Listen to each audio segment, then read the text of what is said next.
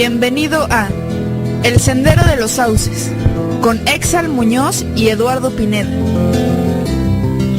Historia, tradición, oralidad y música. El Sendero de los Sauces. Comenzamos.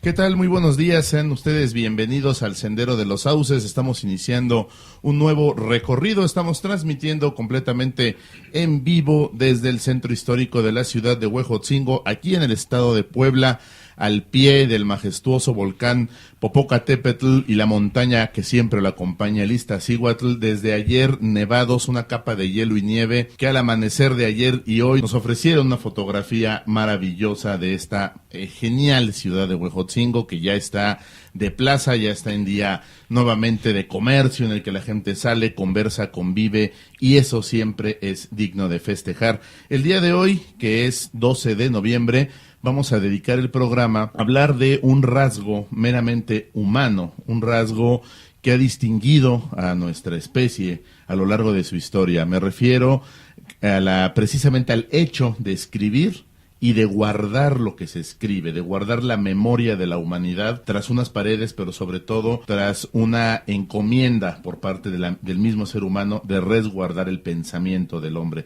Es decir, vamos a hablar de las bibliotecas. Para ello, dentro de algunos minutos estará con nosotros el maestro Alfredo Avendaño, quien durante muchos años fue director general de Bibliotecas BUAP y fue el fundador de la Biblioteca Central Universitaria, este recinto en el cual no solamente se nos permite leer, sino hacer muchas otras actividades. Él estará con nosotros para platicar acerca de ese tema. Pero antes, saludo como todos los sábados a mi querido amigo Exal Muñoz. ¿Cómo estás, Exal? Buenos días. ¿Qué tal, querido Eduardo? Pues saludamos a todas las personas que ya están en sintonía con nosotros a esta hora de la mañana. Creo que es la primera vez, Eduardo, que entramos justo en punto de las 9.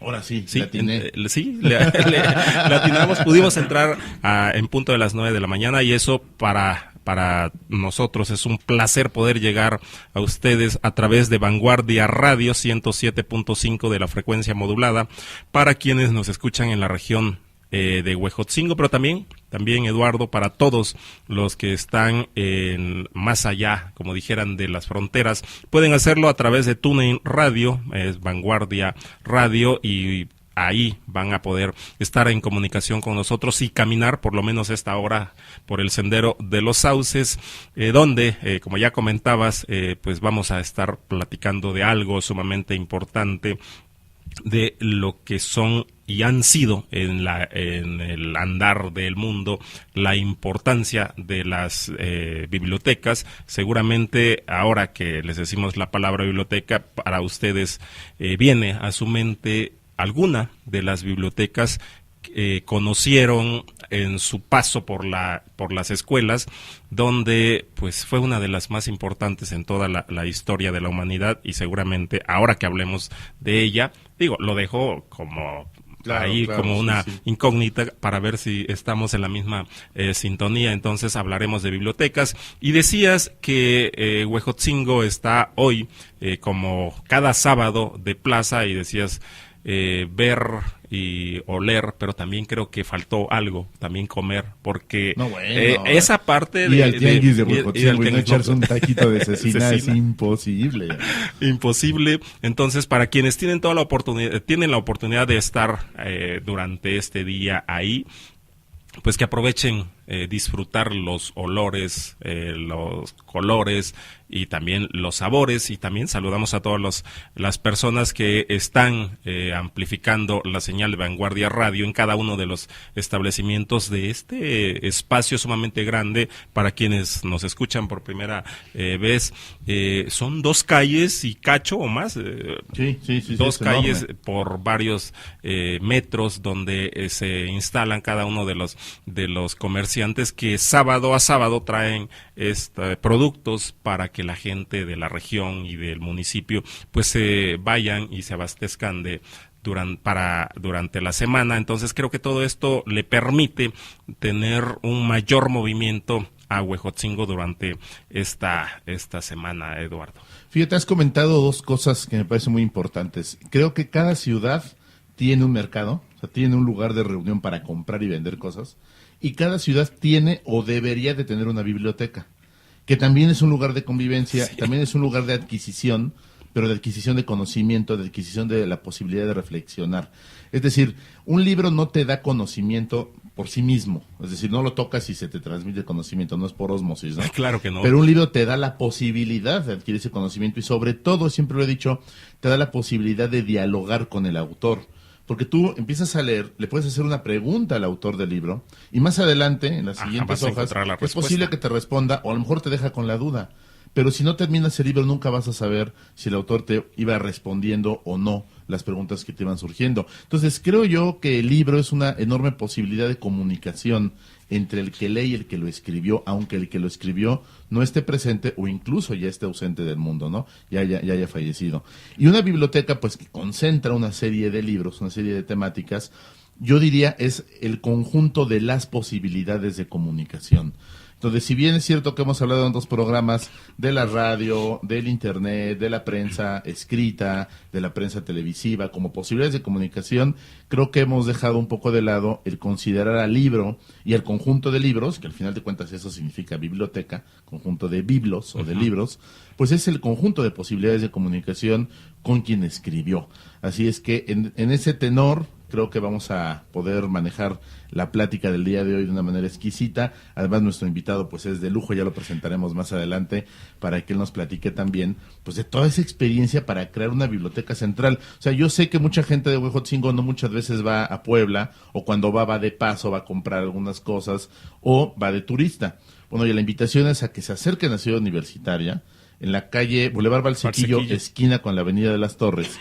Ahí van a encontrar un edificio blanco enorme, majestuoso. Esa es la Biblioteca Central y puede entrar cualquier persona y a cualquier hora, porque es lo más la única biblioteca en Puebla, 24 horas. Fíjate que es parte de lo que vamos a comentar, pero en función de lo que comentas, creo que cuando nosotros fuimos a la escuela, y estoy hablando de la escuela primaria o la secundaria, solíamos ir a la biblioteca para buscar y tener ese contacto con los autores y pues no había nada de lo que hoy tienen todos los niños. Me acuerdo de las fichas bibliográficas. Un cajoncito, ¿no? Que sacabas enormes, larguísimo. Así es. Y buscabas por el apellido del autor o el tema del libro. El título. Y ya sacabas la tarjetita y ahora búscale en los pasillos.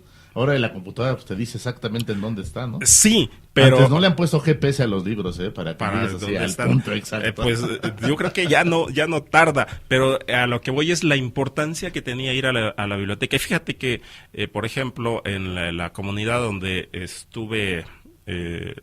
o tuve la oportunidad de estudiar la primaria, allá en Chiapas, pues la biblioteca ha cerrado.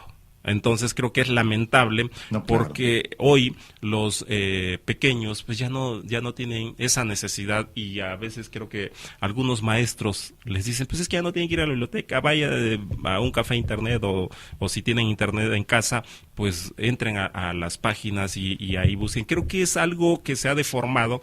No estoy diciendo del todo porque sí es hasta cierto punto un punto de referencia para consultar la información que se requiere, pero tener el contacto con el papel y la tinta, creo que es lo más importante que se debe tener y debemos de acordarnos cuando se estaba construyendo la Biblioteca de México, la José Vasconcelos en la capital del país. Maravillosa también. Maravillosa, sí. Sobre todo por el espacio donde se construyó y el espacio arquitectónico que se diseñó, pero todo lo que se le vino encima a Fox, al presidente Fox, en su momento, cuando estaba construyéndola, porque le decían pues, que era muchísimo espacio, y de ahí todo el desgarriate que se armó, porque pues por el techo, no tanto por lo que había, sino por la estructura que no había quedado tan bien y el dinero que se había invertido. Entonces, todo eso es parte de lo que se debe valorar, la importancia de tener una biblioteca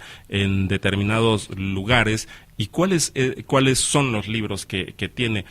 Seguramente quien nos está escuchando en este momento está pensando qué hay o qué libros puede encontrar en la biblioteca de su comunidad o cuáles ya no están, o qué es lo que no encuentran ahí, porque además de tener los estantes con los libros, algunas, las más afortunadas, pues tienen una computadora que les permite buscar a través de internet, pero quienes no lo tienen, ¿cómo lo hacen? Ellos deben seguir buscando los libros. Me acuerdo, insisto y reitero en hablar en el pasado, no como nos tocó a nosotros, porque puede ser lo más bonito, y alguien nos dice, pues era su época donde no tenían toda esa oportunidad tecnológica que hoy tenemos. Sí, pero podíamos convivir con los libros, platicábamos, como tú decías, con el autor, y nos esmerábamos por leer. Creo que esa es parte de lo que hoy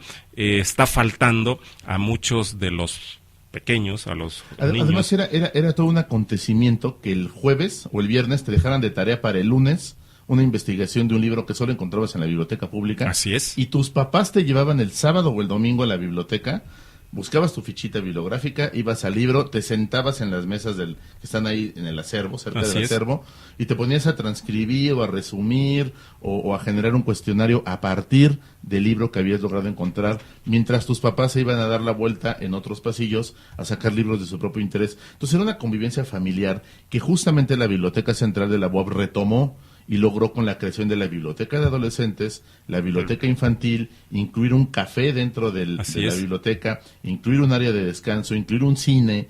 O sea, es todo un complejo, yo diría, en cultura, es todo un complejo en posibilidades de comunicación, de adquisición de conocimiento y de reflexión. Y ya que tocabas el tema, de la Biblioteca Vasconcelos, creo que esta otra parte, esta otra arista que debe tener una biblioteca es la atmósfera. O sea, te debe de generar atmósferas adecuadas para que disfrutes la lectura, para que te invite a la reflexión, tener espacio, tener luz, tener obviamente silencio, tal vez de pronto interrumpir ese silencio, pero por música, por escuchar los pasos de personas que en el pasillo van viendo una exposición de pintura, de fotografía, de escultura, escuchar de fondo la presentación de un libro, escuchar en la planta baja las risas de los niños que están saliendo de un taller en biblioteca infantil. Es decir, crear atmósferas que te inviten a leer. Que te invitan a leer, y sobre todo, creo que en las bibliotecas pues deben estar presentes la gran mayoría, si no es que todas las manifestaciones culturales, la música, la pintura, la escultura, todo eso debe estar como parte del complemento. Y para quienes van a dedicar, no sé, y seguramente Alfredo nos comentará ahorita en la conversación, cuál es el matiz que se le puede dar a quienes les dicen, pues pareces ratón de biblioteca, ¿no? Seguramente escuchamos esa frase Una en vez alguna ocasión. al escritor Adolfo Castañón en la presentación de un libro, Los Trópicos de Gutenberg. Lo presentó Juan Carlos Canales, amiguísimo, le mandamos un saludo. Por supuesto. Y me invita a la presentación y Castañón y Canales se platican antes de la presentación y le dice Canales, tú eres un sedentario, Castañón. Y Castañón le dice, no, yo me muevo de una biblioteca a otra. Sí, me paso 3 meses en una y voy a la otra, pero me muevo de una a otra, no soy sedentario. El señor tenía 3 bibliotecas en el DF y estaba 3 meses en una, 3 meses en la otra, 3 en la otra y el resto del año vagando, ¿no? Pero se echaba todo. Vivía en la biblioteca, eso es maravilloso. Exal, antes de presentar a nuestro invitado, encontré un texto que me encantó acerca de la Biblioteca de Alejandría. Yo creo que esta biblioteca es la primera en el mundo que ya como tal se conforma como un conjunto de libros resguardados que son visitados por personas con el afán único de leer, de pensar y de reflexionar. Y Eduardo, y a ello me refería cuando empezábamos, de la biblioteca. Seguramente es la biblioteca que todos tenemos referencia, en que es el primer lugar o el primer espacio que se tuvo como tal para donde hay un conjunto de libros, o donde la gente se reunía para conocer o saber, ¿no? Entonces la Biblioteca de Alejandría, ¿qué es lo que pasó y qué es lo que conocemos de ella todavía? Así es, mira, en un cuento escrito en 1941, el escritor argentino Jorge Luis Borges imaginó una biblioteca universal o total, en la que estarían reunidos todos los libros producidos por el hombre. En sus interminables anaqueles de forma hexagonal se contenía todo lo que es dable a expresar en todos los idiomas. obras que se creían perdidas, volúmenes que explicaban los secretos del universo, tratados que resolvían cualquier problema personal o mundial.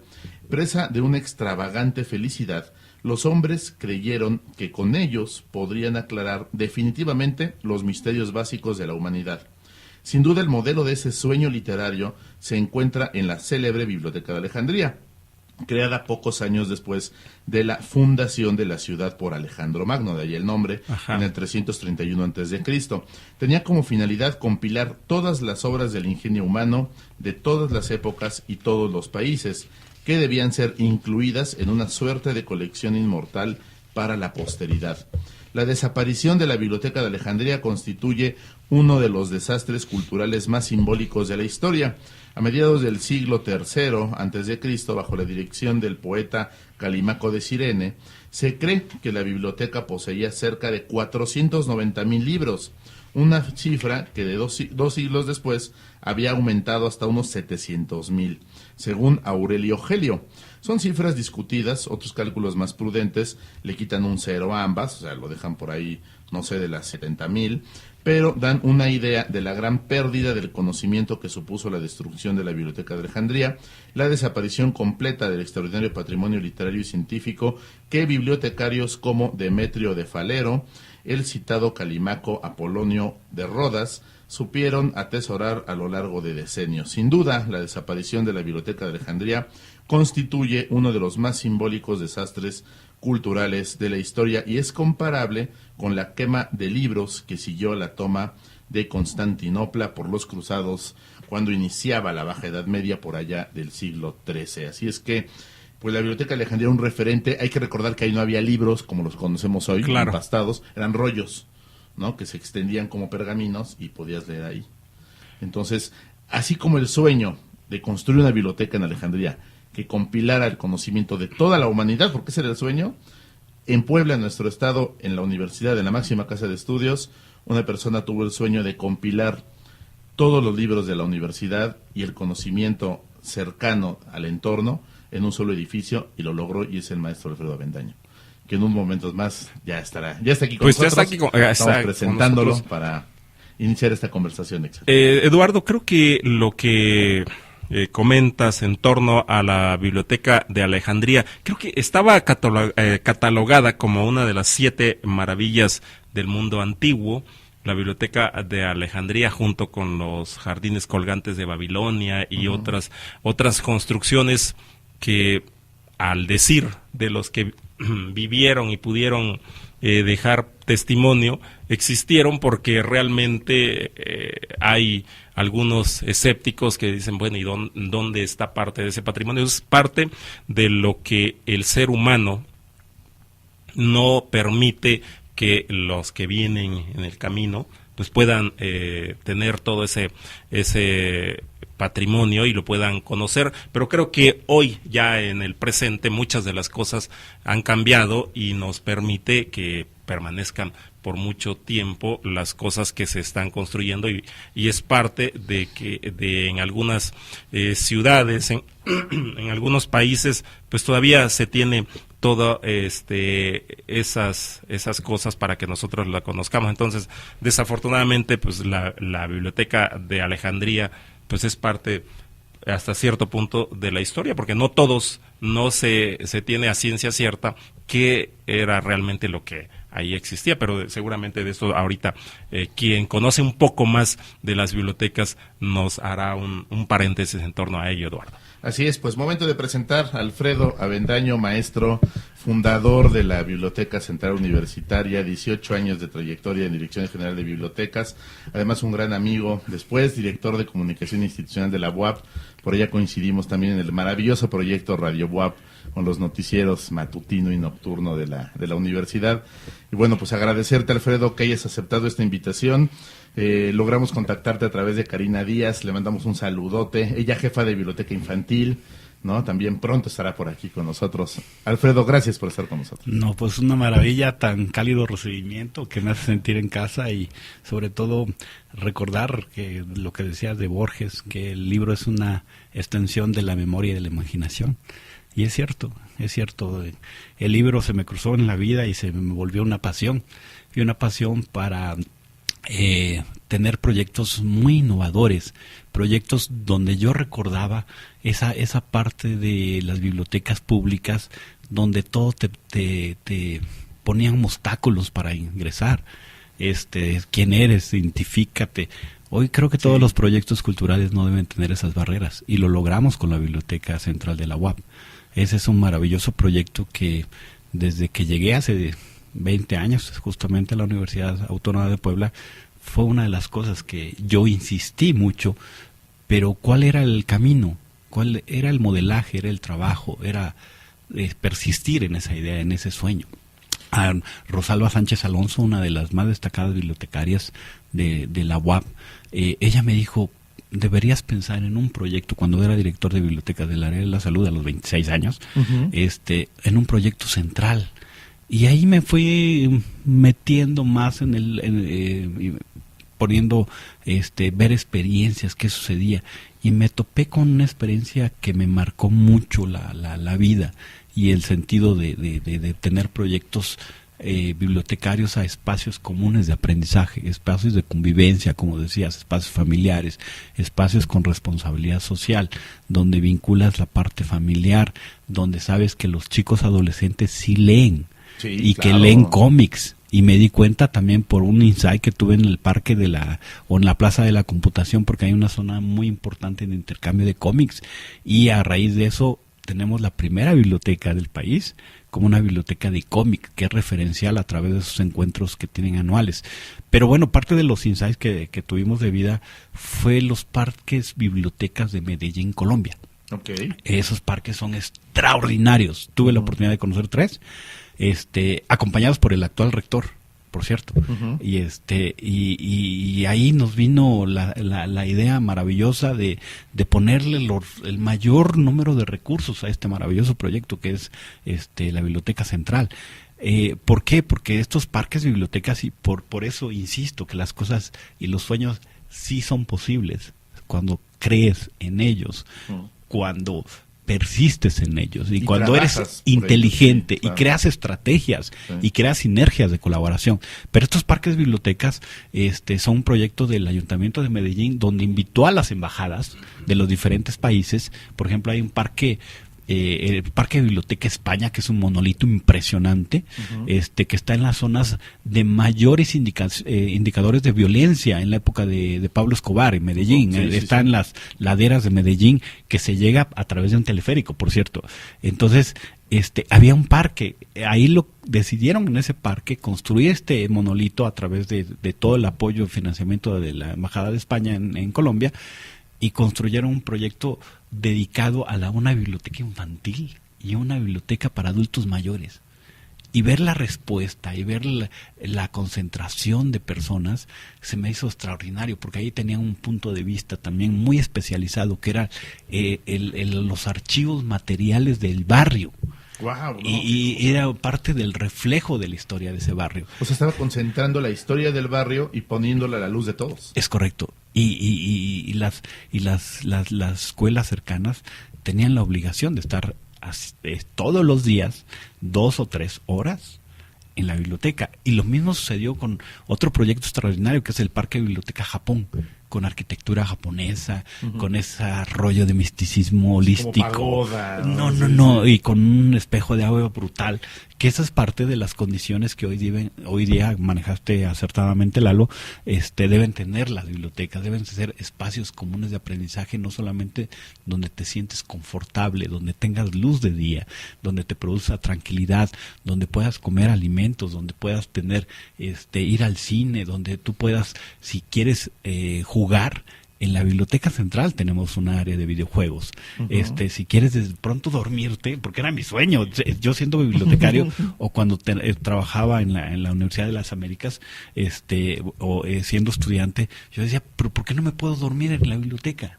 ¿Por qué? Si estoy cansado. Claro, entonces, no hay un espacio, o se vea mal, ¿no? Se veía raro. Es correcto. Entonces, a raíz de eso, conozco un proyecto en la Universidad CES de Medellín, que es una universidad de educación superior, donde había un área de descanso. Y dije, ¿por qué no? ¿Por qué no nos atrevemos a esto? Tuve en esta avenida de construcción ángeles en el camino, gente que encuentras con mucha sinergia, y el actual rector de la UAP, el doctor Alfonso Esparza, fue un detonante de ello. Me apoyó financieramente cuando era tesorero, increíblemente, para la construcción de la biblioteca. Esta parte de la construcción, como les platico, también fui becado por el gobierno de los Estados Unidos, por el Departamento de Estado, a través de la Embajada de México, de Estados Unidos en México, y fui becado 3 meses a recorrer proyectos exitosos de bibliotecas americanas. Conocí un proyecto sueño, que es la Biblioteca Pública en Seattle, en el estado de Washington. Es impresionante, está en el centro de Seattle. Impresionante, porque lo financia Microsoft a través de Bill Gates, y lo financia Boeing y Starbucks. Perdón por decir marcas, pero es brutalmente impresionante. Para toda la gente que, si llegamos por ahí, no me va a dejar mentir, es referencia, porque ahí tienen una parte de libros en español muy importante, porque hay migrantes que acuden frecuentemente a la biblioteca. Entonces, esos sueños, de pronto vas a Rochester, en Nueva York, y encuentro una biblioteca especializada en niños. ¿Y por qué no trasladar y en esa? Puebla no había. No había. O en el país, no sé. No, y nosotros como bibliotecarios, fui presidente nacional de los bibliotecarios, siempre nos quedábamos que los indicadores de lectura es que los jóvenes no leen. Entonces, como universidad, debe ser responsable socialmente, pero ahora de formarlos y de crear este vínculo maravilloso con un libro, de leerlo, de transportarlo, de crear esta magia. Y si lo creamos con los niños, se vuelve sencillamente extraordinario. Y eso pagó el proyecto. El proyecto de la Biblioteca Central se pagó cuando yo vi al primer grupo de chicos, de menores de 3 años, entrando a la biblioteca. Eso fue para mí un éxtasis de decir, ya hice algo por alguien. Claro. Y no solamente, pues ahí es importante, mencionaste a Karina, pero todos los que constituimos en ese momento el equipo de la Dirección General de Bibliotecas, de verdad, trabajamos intensamente para lograr este proyecto. Entonces viajas a Estados Unidos con esos diversos proyectos, encuentro la sinergia con la parte de construcción a través del arquitecto Manuel Sandoval, y todas estas ideas que traía se traducen en un espacio arquitectónico, un espacio lleno de confort, donde las luces, por cierto, se prenden a las 6 de la tarde, porque tienen la suficiente ventilación y la suficiente luz natural que te produce. Y por ejemplo, para leer es mucho más descansado leer con luz natural que leer con la luz del foco, ¿no? Entonces, eso es lo que yo decía con la atmósfera, ¿no? Se crean atmósferas propicias para la lectura. Exal, no sé si tú has tenido la oportunidad de recorrer, de visitar la Biblioteca Central Universitaria, pero en la parte de abajo está la biblioteca infantil y hay un área que me encanta, que es la bebeteca. Sí. Porque no es nada más para los niños de 5 a 12, 15 años, no, sino los bebecitos. Usted de que 1 año, 2 años están sentados viendo el libro para bebés, porque además es un libro especializado en ellos. Y creo que nosotros que tenemos hijos, digo, a veces critiqué hijos pequeños, pero es que realmente son los pequeños, pues nos damos cuenta hasta cierto punto de cuál es el libro, o cuáles son las figuras o las formas que deben tener algunos de los libros, o los colores, para que les llame la atención. Y creo que todo eso lo tuvieron que ir conjugando, y es lo que hasta cierto punto debemos de tomar en cuenta para quienes no conocen la biblioteca central de la universidad en el estado, pues puedan llevar a sus hijos, o las escuelas, sobre todo los preescolar, para que los niños vayan también creando el ambiente de los libros, porque creo que muchos niños no tienen ese interés por abrir un libro, que al final de cuentas los niños lo tienen, pero seguramente hay otra parte que les genera algún conflicto con los papás. Deja ese libro, no toques el libro, se va a romper o lo vas a manchar, lo vas a rayar, que es lo que los niños hacen. Sí, pero hay libros para eso. Pero hay libros para ello, entonces no les dejes tu último libro que compraste para que estén jugando, para que no esté molestando. Y a ver, toma el libro, Claro. y al rato ya le rompió una hoja. Entonces, todos esos espacios están hechos en la biblioteca para los niños en función de su edad, no como podemos hacerlo en casa. A ver, toma el libro, dejas el libro y cuando te diste cuenta ya está rayado, ya le quitó un pedazo de hoja en el menor de los casos, o ya una hoja completa. Entonces, creo que el espacio que se tiene, como bien decía Alfredo, los niños tienen sus espacios, y creo que si tú fomentas un interés por los niños o para los niños, pues les va a generar en el paso de los años, ya fui, ya conocí, ya estuve, y va a motivar a otros compañeritos, porque me decía mi hija apenas, es que les dije a mis compañeros que en estos días de descanso estuve acá, allá, y dice, oye, ¿y por qué fuiste tú? Es que yo no fui a ningún lado. Ahí está también parte de lo que los niños se van dando cuenta. Sí, se va transmitiendo. Sí, porque ellos no y nosotros sí. Y si llega un niño y le dice a sus demás compañeros, es que estuve en la biblioteca central de la universidad, y ya le empieza a platicar cómo está, y al rato llegan a casa y dicen, oye, papá o mamá, llévame a la biblioteca, está en tal Yo lugar. hubo un tiempo en el que mi hijo me pedía ir, íbamos todos los sábados en la mañana. Era leer un rato, pero luego jugar, hasta hizo sus amigos ahí, porque en la parte de atrás hay juegos de estos al aire libre. Así es. Para que el niño pueda tener un momento de esparcimiento. Todos esos espacios. Ha llegado el momento de hacer nuestro primer corte, vamos a seguir platicando con Alfredo. Yo le quiero preguntar a Alfredo, después del corte, cómo se elige el acervo de una biblioteca, sobre todo en el tema de biblioteca de adolescentes e infantil.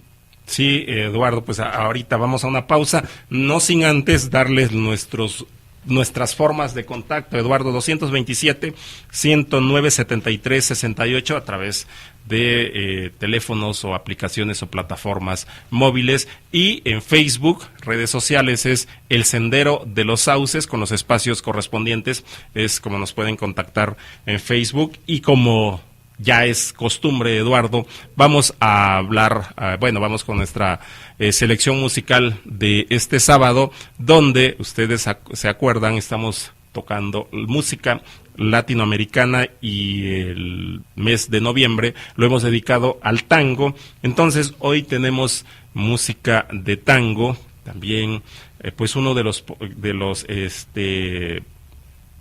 las incursiones que ha tenido el tango es en las películas, como lo habíamos comentado. Entonces, tenemos tangos que han participado o que han sido o han formado parte de las películas, y seguramente al escuchar este tango o estos tangos, ustedes van a acordarse de las escenas, por ejemplo, de Al Pacino en Perfume de Mujer, sí, con el tango que compuso, por supuesto, Carlos Gardel y Alfredo Lepera.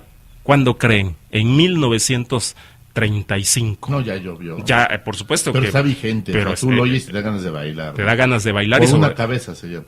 Por una cabeza, sobre todo las escenas de Al Pacino ahí. Pero fíjate, Eduardo, Perfume de Mujer es una película también antes que la que conocemos, de 1992, fue una película en 1974.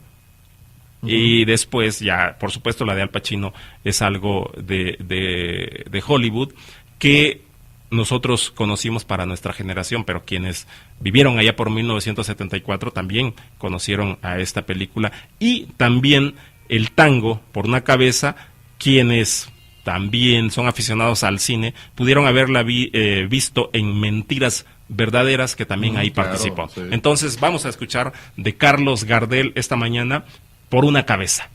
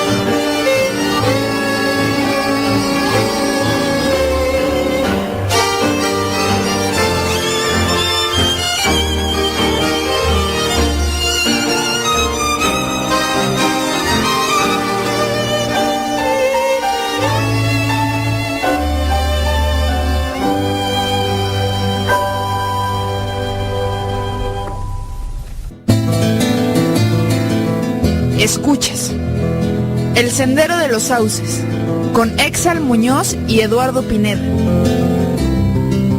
Historia, tradición, oralidad y música.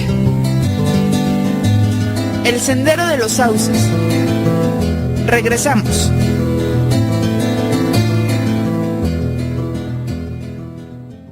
Son las 9 de la mañana con 37 minutos y seguimos platicando con Exal Muñoz, por supuesto, como cada sábado, y con nuestro invitado el día de hoy, el maestro Alfredo Avendaño, quien fuera el fundador de la Biblioteca Central Universitaria de la UAP, este espacio que reúne toda una serie de posibilidades de comunicación con la literatura, también de convivencia, de esparcimiento y de una serie de expresiones culturales increíbles. Decíamos, Exal, antes de escuchar a Carlos Gardel en esta interpretación genial de Por una cabeza, la cual se utilizó en la película de Al Pacino, Perfume de mujer, decíamos cómo se elegirá el acervo de una biblioteca, sobre todo hablando de una biblioteca de niños y de adolescentes, y también nos hacíamos la pregunta durante el corte, ¿cómo es que nosotros podemos incluir en una biblioteca un proyecto de cine? Porque la Biblioteca Central tiene una sala de cine. ¿Y cómo logramos la facilidad o la comodidad para un estudiante universitario que está desperdigado por todo CEU, que es enorme, para llegar a una biblioteca que se sitúa en el digamos, en el rincón de Ciudad Universitaria del terreno? El rincón poniente, ¿no? Quedaba lejos. Y entonces Alfredo se avienta un proyectote de decir, vamos a hacer una ciclovía dentro de la universidad y que los chicos lleguen en bici a leer. O sea, esta idea absolutamente, creo yo, imaginada, soñada, de un chavo que agarra su bici, se sale de su facultad, se va en bici a la biblioteca, lee, después de leer, juega un rato videojuegos, se mete al cine, se duerme un ratito, baja a comer, el fin de semana va con sus hermanitos a la biblioteca infantil. No, todo un proyecto que hoy funciona de maravilla. Y por ejemplo, el tema de la ciclovía se ha explotado, porque ahora la ciclovía ya no está nada más en Seúl, ya está en toda la ciudad. Y empezó ahí, ¿no? O sea, de ahí salió la primera línea de la ciclovía de la ciudad, salió de CEU por la 14 Sur hacia la 31 Oriente, y de ahí se conectó con la de la 31 que entra al ecológico. Entonces, es todo un proyecto, y quisiera, Exal, que en este bloque, pues Alfredo nos platique de esos tres aspectos: el cine, el acervo y la ciclovía. Y la ciclovía, que es parte importante, pero creo que el tiempo va rapidísimo y creo que es para que Alfredo nos platique. Pues muchas Adelante. Gracias. Pues la parte muy importante en este proyecto es las personas. Y yo estuve colaborando con un grupo extraordinario de personas, personas muy muy sensibles, muy enfocadas a lo que hacíamos, y es lo que ahorita, por ejemplo, el trabajo de la maestra Silvia Jaime, que es la actual titular, bibliotecaria de profesión, por cierto, sí, hace un trabajo extraordinario en continuar con todos estos proyectos. Pero yo lo que perseguía, porque finalmente la biblioteca, como ustedes acertadamente comentan, estaba en una esquina de Ciudad Universitaria, y para llegar a ella implementamos un servicio de Lobobús, una nueva ruta, pero de pronto el Lobobús tardaba. Entonces en un paseo que estuve agarrando la bicicleta, íbamos a una plática, una charla en la Universidad de Georgetown, en Washington DC, coincidí en un trayecto con el actual rector, y él me dijo, ¿por qué no hacemos algo así para que la gente llegue a la biblioteca? Uh-huh. Y fue una idea que, bueno, pues no me dio mucha felicidad, porque yo soy parte de una cultura bicicletera. Huejoxingo lo conozco por la bicicleta, esa es la verdad, claro, porque yo toda la vía para llegar al aeropuerto, para llegar acá, yo lo he hecho en bicicleta, a través de Cholula. Claro. Entonces, finalmente cuando me dijo eso, no lo pensé dos veces. Y el proyecto de la bicicleta tiene otra connotación, y la connotación es que si tú haces 10 minutos de un trayecto, de donde te deja el bus, o donde parqueas o donde estacionas tu auto, y te subes a la bicicleta, llegas feliz, porque te dio el aire, porque te oxigenaste, mueves, y no llegas a quejarte de que no hay estacionamientos, por ejemplo. Entonces, este modelo fue de verdad muy, muy, muy pensado, tomado de modelos europeos, de modelo de Barcelona, de Estados Unidos, de Chicago, principalmente de Washington, tomados con el proyecto Covici de la Ciudad de México, una ciudad tan grande, esa convivencia armónica, medio armónica que hay con las bicicletas, pues hicimos el híbrido y bueno, el resultado es Lobobici. Y el Lobobici es el detonante del sistema de vías, de ciclovías confinadas en la ciudad de Puebla. Entonces eso me produce también una inmensa alegría porque sabía que había una cultura proclive a la reducción de motores, proclive a la reducción de gases contaminantes y tenía el nicho de mercado que son estudiantes. Claro. Y por eso de verdad funcionó tremendamente.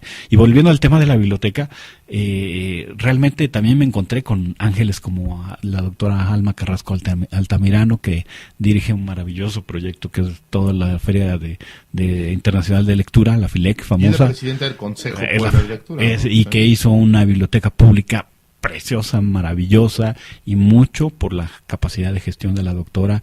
Ese sueño de verdad que merece ser aplaudido, reconocido, y bueno, yo me asocié con los verdaderos profesionales, y a raíz de esa asociación llegó Edith Corona, que es una experta en bibliotecas infantiles, y se traslada el sueño con una maravillosa persona que es mi amiga, que es Karina Díaz López, amante de los libros, y hizo mucha sinergia el proyecto de su hijo, que apenas nacía en esos momentos, Esteban, le hizo mucha sinergia y el proyecto lo tomó con un amor impresionante, con una pasión. Tú entrabas, Exal, a la biblioteca infantil y veías a Karina cómo trataba a los niños y a los libros de ahí, que parecía que estabas en la recámara de su hijo.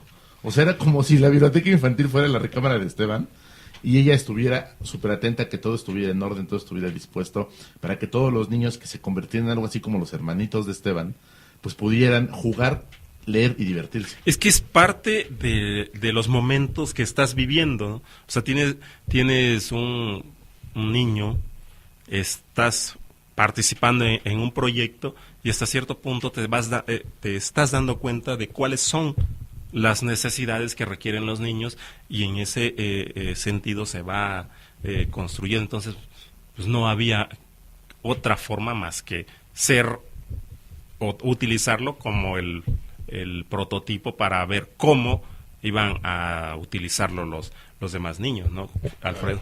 Y fíjate que la cereza del pastel, yo soy amante del cine, finalmente estudié comunicaciones, tuve a un profesor que es Eduardo Telles,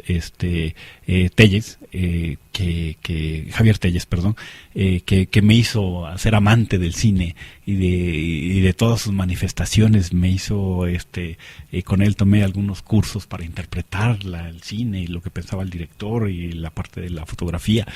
Pero ese clic lo traía desde la universidad. Como director de la Biblioteca de la Salud, antes de asumir la Dirección General de Bibliotecas, yo proyectaba películas. Proyectaba y se me llenaban, y eran funciones extraordinarias. Y yo iba a Blockbuster a rentar mi película, por supuesto. Y a hacer con un proyector. Pero entonces, en la Biblioteca Central, yo me aventé, y de verdad me aventé el round para decir, yo quiero un cine ahí, pero un cine profesional. Entonces hicimos un proyecto para 27 personas. Tú entras y de verdad parece que estás entrando en una sala de cine, muy personal, por cierto, y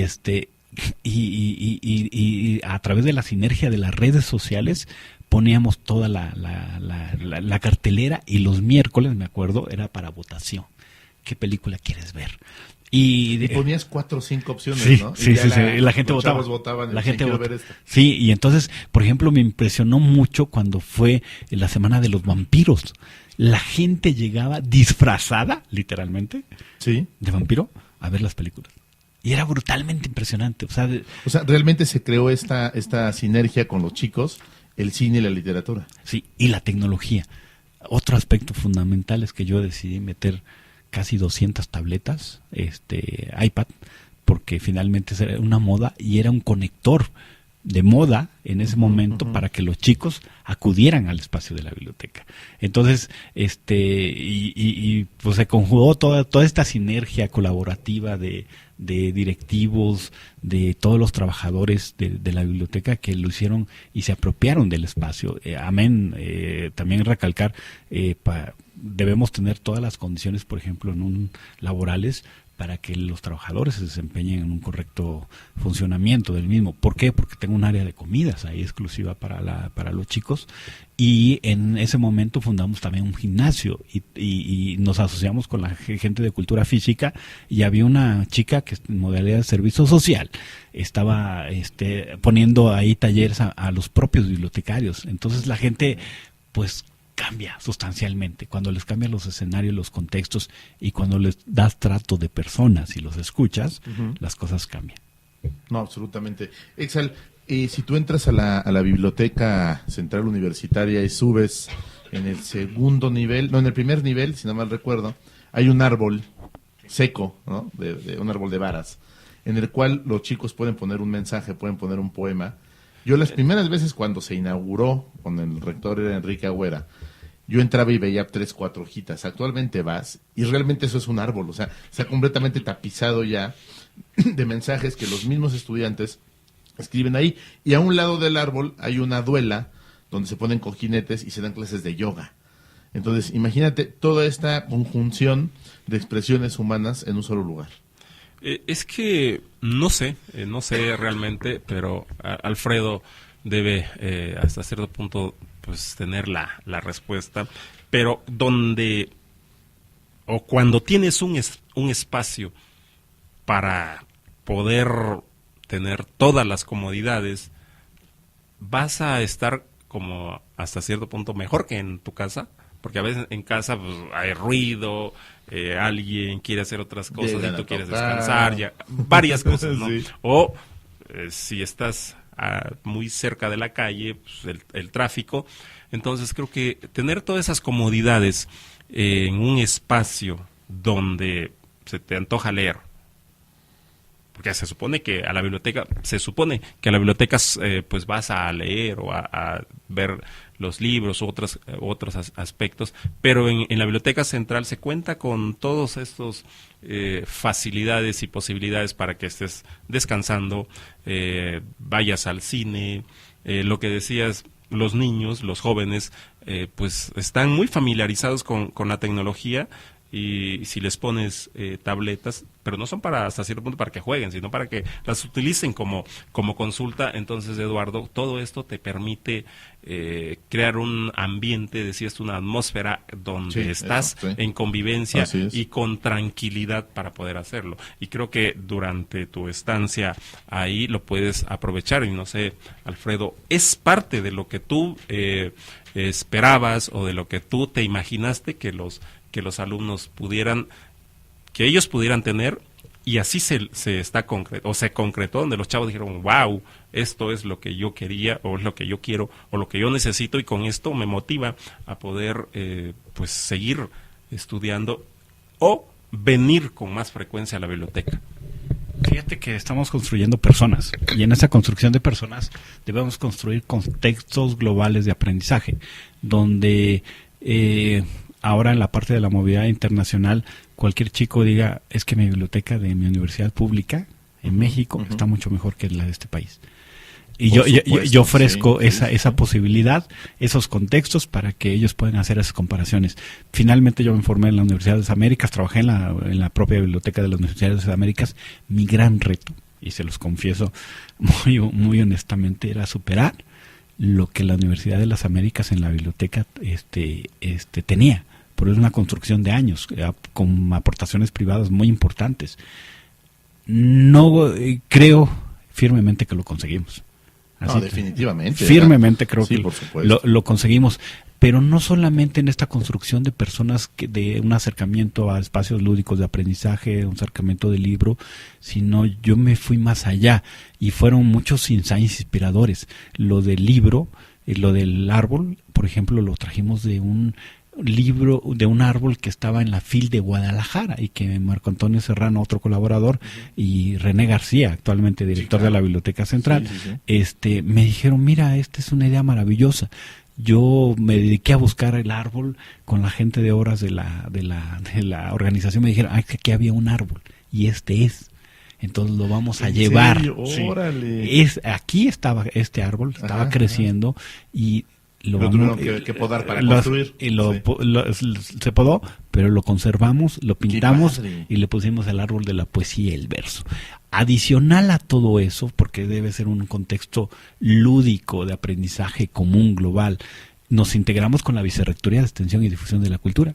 Y de pronto teníamos talleres, así como lo dices, de yoga, pero tenemos talleres de pintura, tenemos De talleres fotografía, de fotografía, sí. de modelismo, de escultura, y se volvió un espacio enriquecedor. Pero mi primera práctica fue con una amiga francesa que es mezzosoprano y que le dije, échate una canción, cántala. Ujú.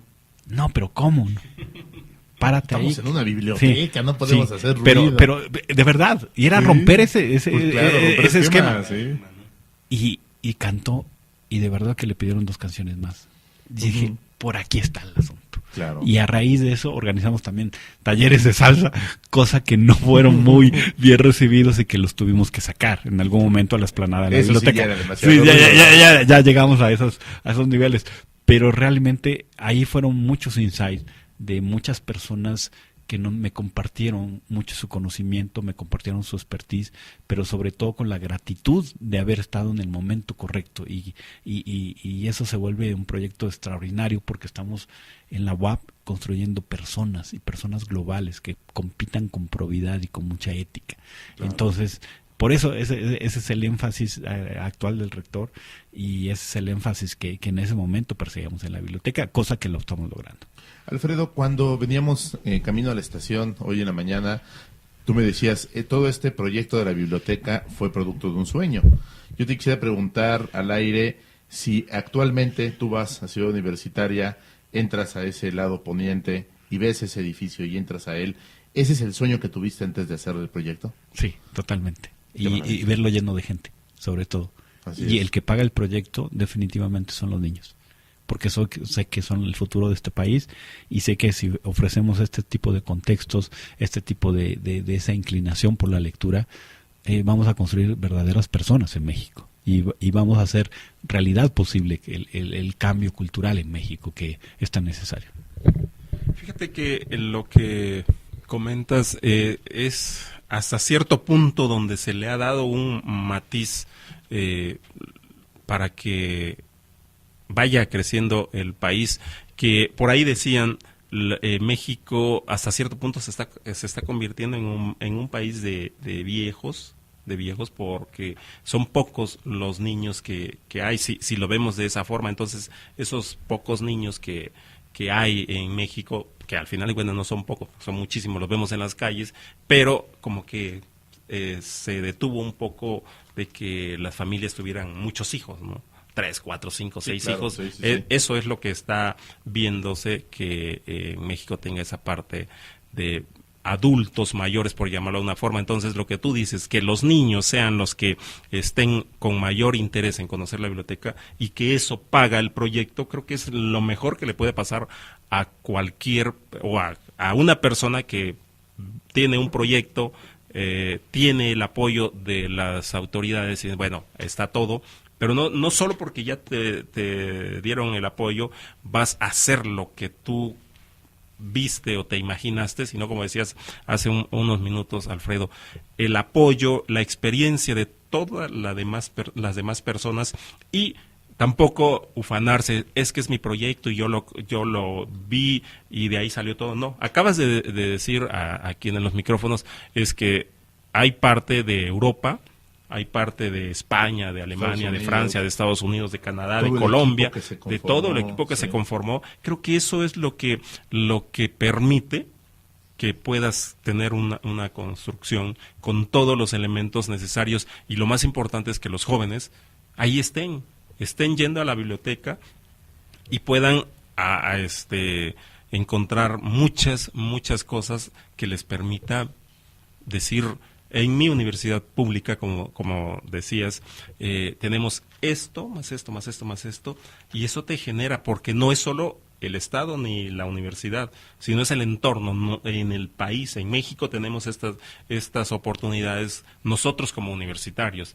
Y hoy, seguramente, y no es que nos estemos quejando, pero quienes tuvimos que ir a la universidad antes, hubiésemos querido tener todas estas oportunidades, estas posibilidades, lo que decías, Eduardo, pues yo voy a la biblioteca y nos pasó, y a mí me pasó a las 9, 8:30 de la noche, te estaban corriendo porque ya la iban a cerrar. Sí. Y decías, oye, pues es que me falta todavía, no termino la tarea, o no he terminado de leer el libro, o me falta es el motivante resumen. desvelarte, estás estudiando, pero ves que hay otros chavos igual. Ajá. Entonces dices, no soy el único que está desvelándose por un examen, ¿no? También soy un padre. También, entonces, parte de hoy que tengan esa oportunidad y que no los corran de la biblioteca de su universidad porque ya la van a cerrar, creo que es mucho, mucho mejor. Entonces, creo que, Alfredo, felicidades por ese proyecto que tienes, porque creo que como ser humano te permite pues sentirte orgulloso que tu talento se ve reflejado en ese proyecto.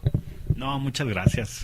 Finalmente, como te lo digo, es un trabajo de construcción en equipo, un trabajo donde encontramos los ángeles ahí adecuados en el camino y que me permitieron construir.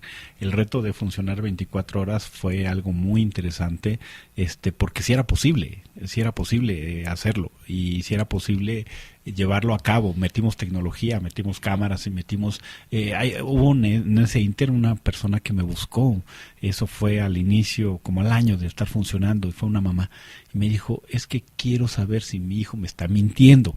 Me dice que estaba en la biblioteca a las 4 de la mañana. Y le dije, señora, es cierto, ahí estaba. Y tengo las evidencias, porque tengo las cámaras, que ahí estuvo todo el tiempo. Entonces, eso me deja una satisfacción tremenda de haber logrado un proyecto, y por eso está ubicada la biblioteca de esa manera, porque es un lugar estratégico. Sí, es un lugar que da a la calle y que pueden llegar fácilmente los niños, y que pueden llegar cualquier público que desea entrar sin restricciones, puede consultar el acervo, consultar los equipos, toda la tecnología que hay en la biblioteca. Excelente, pues Alfredo, yo también quiero felicitarte, estamos llegando ya al término de esta emisión. Exal, vamos a escuchar un poco más de música, un poco más de tango, toca Roxane, ¿no? Un tango sumamente cadencioso, maravilloso, pero antes, por supuesto, pues agradecerte, Alfredo, que haya estado con nosotros. Esta es tu casa, cuando gustes venir a platicar con nosotros, pues eres bienvenido. Que ya estaremos viendo, ahorita fue un panorama general de lo que es la Biblioteca Central de la máxima casa de estudios en el Estado, pero aterrizaremos algunos detalles en específico para conocer más a fondo aspectos generales o específicos de la Biblioteca Central. Entonces, pues agradecemos la oportunidad de platicar contigo, y seguramente en algunos días más estaremos nuevamente. En efecto, Eduardo, dices, vamos a escuchar el tango de Roxane, y es parte de una película que seguramente ustedes también se deben de acordar, el Moulin Rouge, o Molino Rojo. Entonces aquí hay parte de una descripción de cómo salen ataviados en color rojo, vestidos de seda, y esas escenas del tango de Roxane de Moulin Rouge es lo que les vamos a presentar. Excelente, pues Alfredo, muchísimas gracias por haber estado con nosotros. Esta es tu casa. No, muchas gracias, una gratitud de vida por haberme invitado. Gracias. Exal. Gracias, Eduardo, y a todos por habernos permitido entrar a sus hogares. El próximo sábado nos encontramos cuando den las 9 en punto de la mañana.